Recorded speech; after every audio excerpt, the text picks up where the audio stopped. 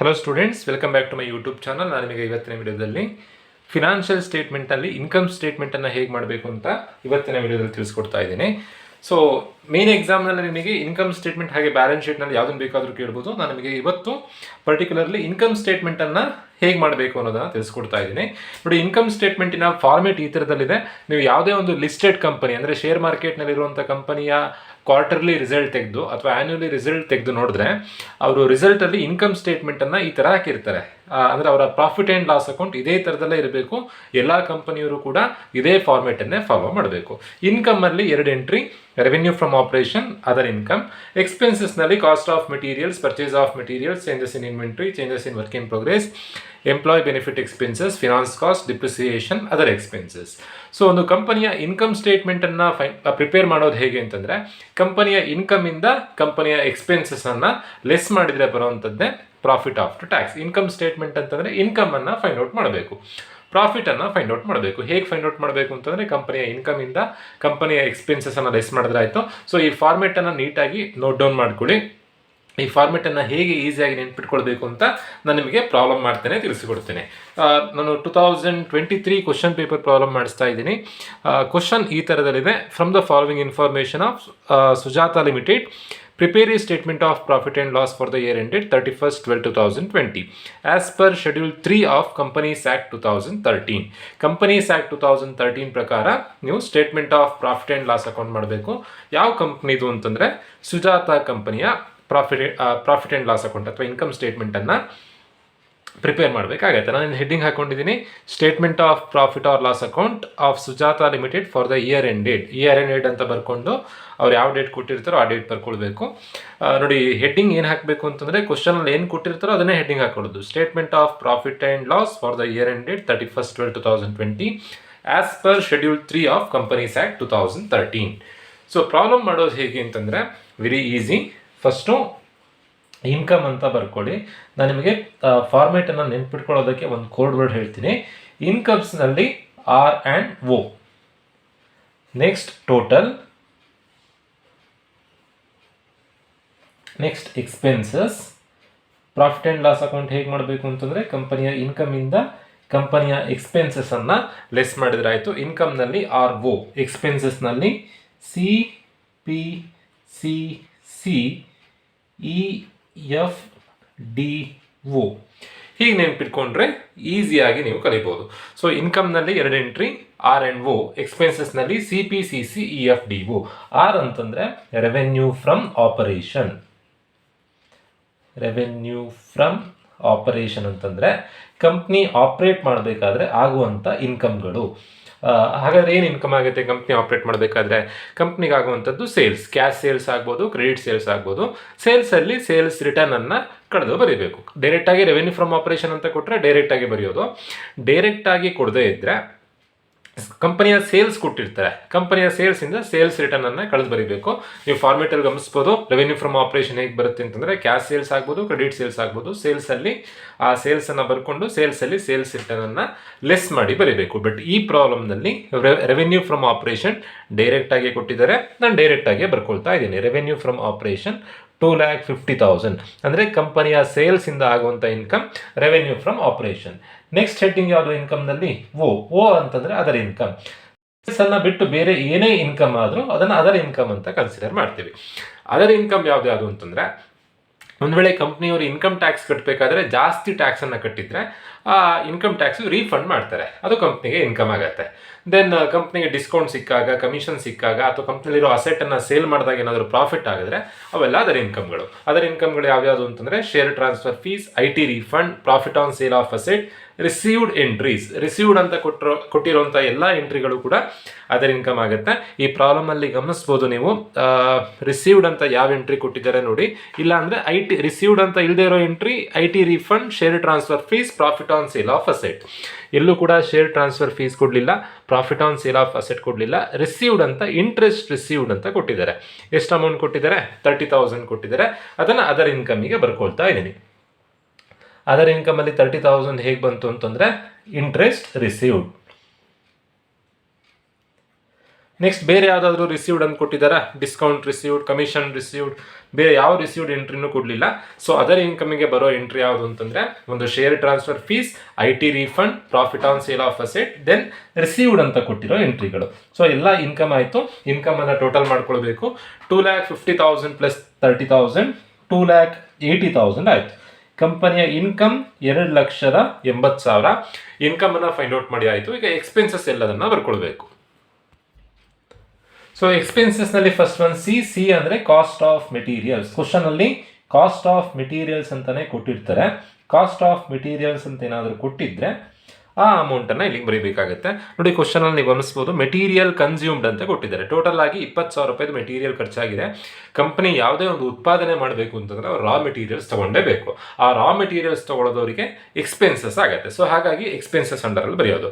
ಆ ರಾ ಮೆಟೀರಿಯಲ್ಸನ್ನು ಅವರು ಫಿನಿಶ್ಡ್ ಪ್ರಾಡಕ್ಟ್ ಆಗಿ ಕನ್ವರ್ಟ್ ಮಾಡಿ ಸೇಲ್ ಮಾಡ್ತಾರೆ. ಸೇಲ್ ಮಾಡಿದ್ರೆ ಇನ್ಕಮ್. ಸೊ ಆ ರಾ ಮೆಟೀರಿಯಲ್ಸ್ ಒಂದು ಫೈನಲ್ ಪ್ರಾಡಕ್ಟ್ ರೆಡಿ ಆಗೋದಕ್ಕೆ ಏನೇನು ಎಕ್ಸ್ಪೆನ್ಸಸ್ ಬರುತ್ತೋ ಅದೆಲ್ಲದನ್ನು ಎಕ್ಸ್ಪೆನ್ಸಸ್ ಅಂಡರಲ್ಲಿ ಬರೀಬೇಕು. First cost of materials consumed ಅಂತ ಇದೆ ನೋಡಿ. ಎಷ್ಟು ಅಮೌಂಟ್ ಕೊಟ್ಟಿದ್ದಾರೆ? 20,000 ಕೊಟ್ಟಿದ್ದಾರೆ. Next P for purchase of materials.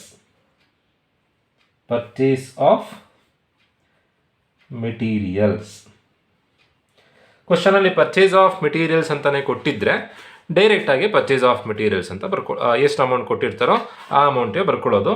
But ಈ ಪ್ರಾಬ್ಲಮ್ನಲ್ಲಿ ಎಲ್ಲೂ ಕೂಡ ಪರ್ಚೇಸ್ ಆಫ್ ಮೆಟೀರಿಯಲ್ಸನ್ನು ಕ್ವಶನಲ್ಲಿ ಕೊಡಲಿಲ್ಲ. ಸೊ ಪರ್ಚೇಸ್ ಆಫ್ ಮೆಟೀರಿಯಲ್ಸ್ ನೇ. Next C for changes in inventory. Changes in inventory ಅಂತಂದ್ರೆ ಒಂದೇ, ಸ್ಟಾಕ್ ಅಂತಂದ್ರೆ ಒಂದೇ. ಇದಕ್ಕೆ ಅಮೌಂಟ್ ಹೇಗೆ ಬರೀಬೇಕು ಅಂತಂದರೆ ಚೇಂಜಸ್ ಇನ್ ಇನ್ವೆಂಟರಿ ಓಪನಿಂಗ್ ಸ್ಟಾಕಿಂದ ಕ್ಲೋಸಿಂಗ್ ಸ್ಟಾಕನ್ನು ಕಳೆದು ಬರೀಬೇಕು. ಪಾಸಿಟಿವ್ ಆನ್ಸರ್ ಬಂದರೆ ಪಾಸಿಟಿವ್ ಬರ್ಕೊಳ್ಳಿ, ನೆಗೆಟಿವ್ ಆನ್ಸರ್ ಬಂದರೆ ವಿತಿನ್ ಬ್ರಾಕೆಟಲ್ಲಿ ಬರ್ಕೊಳ್ಬೇಕು.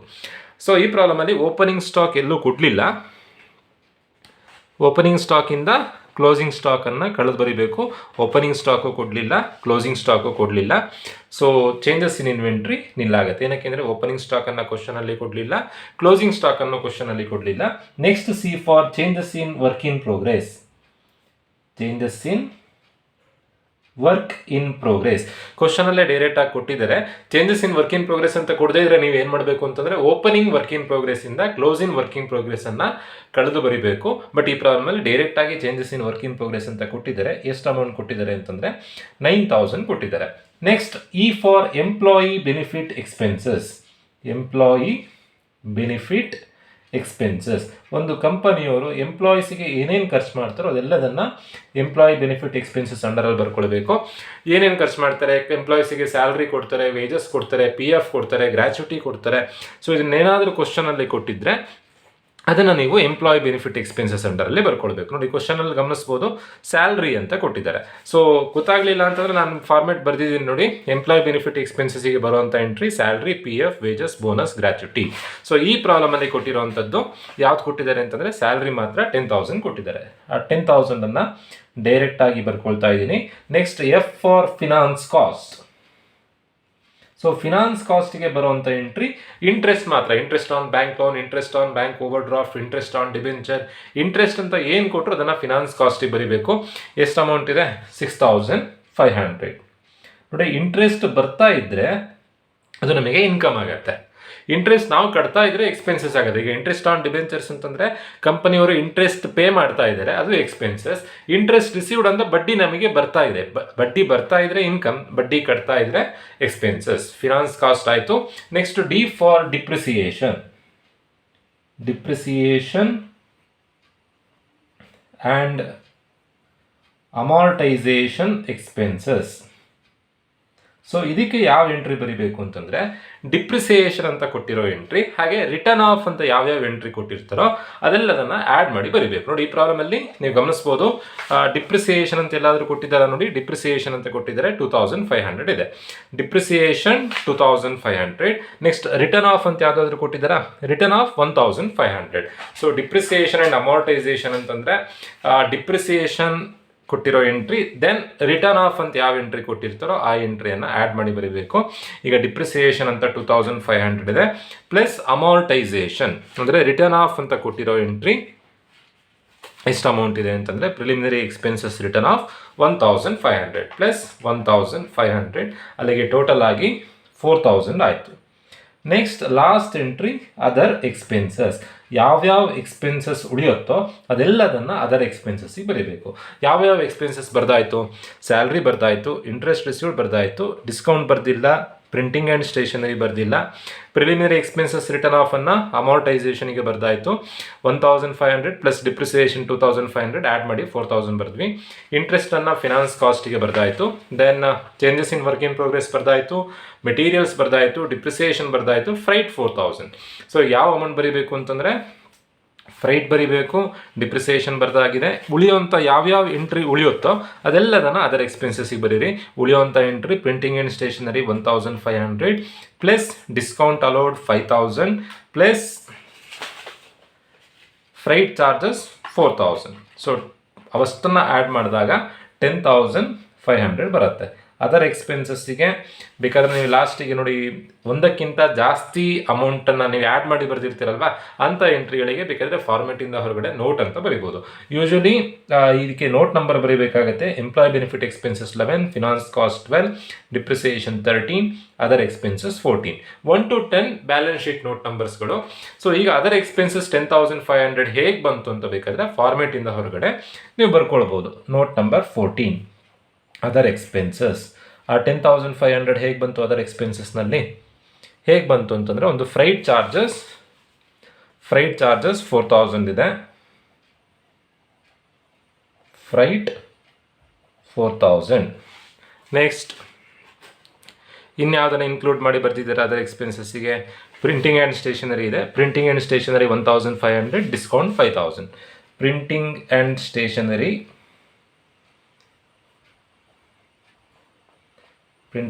ಸ್ಟೇಷನರಿ ಎಷ್ಟು ಅಮೌಂಟ್ ಇದೆ? 1500.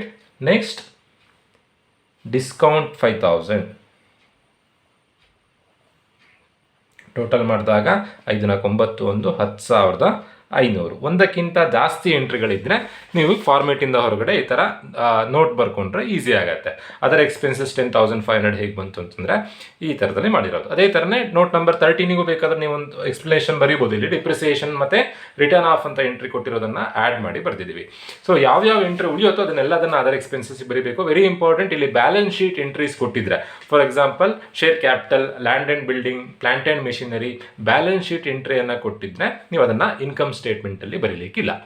ಯಾವ್ದಾವುದು ಬ್ಯಾಲೆನ್ಸ್ ಶೀಟ್ ಎಂಟ್ರಿ ಅಂತ ಗೊತ್ತಿರಬೇಕು. ಅಸೆಟ್ಸ್ ಆ್ಯಂಡ್ ಲಯಬಿಲಿಟೀಸ್ ಕೊಟ್ಟಿದ್ರೆ share capital, then furniture, land and building, creditors, debtors, cash, ಅದನ್ನೆಲ್ಲ ನೀವು ಇನ್ಕಮ್ ಸ್ಟೇಟ್ಮೆಂಟಲ್ಲಿ ಬರೀಲಿಕ್ಕಿಲ್ಲ. ಈಗ ಕಂಪನಿಯ ಇನ್ಕಮ್ಗಳನ್ನು ಬರ್ಕೊಂಡಾಯಿತು, ಕಂಪನಿಯ ಎಕ್ಸ್ಪೆನ್ಸಸ್ಸನ್ನು ಬರ್ದಾಯಿತು. ಅಷ್ಟು ಎಕ್ಸ್ಪೆನ್ಸಸ್ಸನ್ನು ಆ್ಯಡ್ ಮಾಡಿದಾಗ ಟೋಟಲ್ ಎಕ್ಸ್ಪೆನ್ಸಸ್ ಬರುತ್ತೆ. ಟೋಟಲ್ ಎಕ್ಸ್ಪೆನ್ಸಸ್ಸಿಗೆ ಬಿ ಅಂತ ಬರ್ಕೊಳ್ತಾ ಇದ್ದೀನಿ. ಟೋಟಲ್ ಎಕ್ಸ್ಪೆನ್ಸಸ್ 60,000 ಬಂದಿದೆ. ಕಂಪನಿಯ ಪ್ರಾಫಿಟ್ ಫೈಂಡ್ ಔಟ್ ಮಾಡೋದು ಹೇಗೆ ಅಂತಂದರೆ ಪ್ರಾಫಿಟ್ ಬಿಫೋರ್ ಟ್ಯಾಕ್ಸ್. ಕಂಪನಿಯ ಪ್ರಾಫಿಟನ್ನು ಹೇಗೆ ಫೈಂಡ್ ಔಟ್ ಮಾಡಬೇಕು ಅಂತಂದರೆ ಟೋಟಲ್ ಇನ್ಕಮಿಂದ ಟೋಟಲ್ ಎಕ್ಸ್ಪೆನ್ಸಸ್ಸನ್ನು ಕಳೆದು ಬರೀಬೇಕು. ಟೋಟಲ್ ಇನ್ಕಮ್ 2,80,000 ಇದೆ. ಟೋಟಲ್ ಎಕ್ಸ್ಪೆನ್ಸಸ್ 60,000 ಇದೆ. ಕಳೆದಾಗ ಬರುವಂಥ ಆನ್ಸರ್ 2,20,000. ಪ್ರಾಫಿಟ್ ಬಿಫೋರ್ ಟ್ಯಾಕ್ಸ್ 2,20,000 ಬಂತು. Less tax. ಕ್ವಶನಲ್ಲಿ ಏನಾದರೂ ಟ್ಯಾಕ್ಸ್ ಬಗ್ಗೆ ಇನ್ಫಾರ್ಮೇಷನ್ ಕೊಟ್ಟಿದ್ದರೆ ಆ ಟ್ಯಾಕ್ಸನ್ನು ಲೆಸ್ ಮಾಡಬೇಕಾಗತ್ತೆ. ಕ್ವಶನಲ್ಲಿ ಎಲ್ಲೂ ಕೂಡ ಟ್ಯಾಕ್ಸ್ ಬಗ್ಗೆ ಇನ್ಫಾರ್ಮೇಷನ್ ಕೊಡಲಿಲ್ಲ. ಪರ್ಸಂಟೇಜಲ್ಲಿ ಬೇಕಾದರೂ ಕೊಡ್ಬೋದು, ಅಮೌಂಟ್ ಬೇಕಾದರೂ ಕೊಡ್ಬೋದು. ಟ್ಯಾಕ್ಸ್ ಅಮೌಂಟನ್ನು ನೀವು ಇಲ್ಲಿ ಬರೀಬೇಕಾಗತ್ತೆ. ಈ ಪ್ರಾಬ್ಲಮಲ್ಲಿ ಟ್ಯಾಕ್ಸ್ ಕೊಡಲಿಲ್ಲ. So final answer profit after tax. Profit after tax 2,20,000 minus 0, 2,20,000. ಕೆಲವೊಂದು ಸತಿ ಕ್ವಶನ್ನಲ್ಲಿ controlling interest, non controlling interest ಅಂತ ಕೊಟ್ಟಿರ್ತಾರೆ. ಹಾಗೆ ಕೊಟ್ಟಾಗ ಇಲ್ಲಿ ನೀವು 2 ಎಂಟ್ರಿ ಸಪ್ರೇಟಾಗಿ ಬರ್ಕೊಳ್ಬೇಕು. ಯಾವುದು ಅಂತಂದರೆ profit distributed to controlling interest, non controlling interest. ಯಾವಾಗ ಬರ್ಕೊಳ್ಬೇಕು ಅಂತಂದರೆ ಅವೆರಡರಲ್ಲಿ ಯಾವ್ದಾದ್ರು ಒಂದು ಕೊಟ್ಟಿದ್ರೆ ಮಾತ್ರ.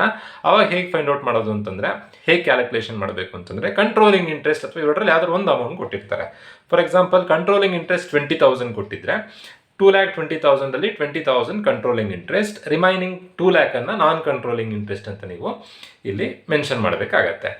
ಟೋಟಲಾಗಿ ಯಾವುದೋ ಒಂದು ಅಮೌಂಟ್ ಕೊಟ್ಟಿರ್ತಾರೆ, ಆ ಉಳಿದಿರೋ ಅಮೌಂಟನ್ನು ಟೋಟಲ್ ಪ್ರಾಫಿಟಿಂದ ಕಳೆದ್ರೆ ನಿಮಗೆ ಕಂಟ್ರೋಲಿಂಗ್ ಇಂಟ್ರೆಸ್ಟಾ ನಾನ್ ಕಂಟ್ರೋಲಿಂಗ್ ಇಂಟ್ರೆಸ್ಟಾ ಸಿಗುತ್ತೆ. ಸೊ ಆ ಥರದ ಪ್ರಾಬ್ಲಮನ್ನು ಹೇಗೆ ಮಾಡಬೇಕು ಅಂತ ಮುಂದಿನ ವೀಡಿಯೋದಲ್ಲಿ ತಿಳಿಸ್ಕೊಡ್ತೀನಿ.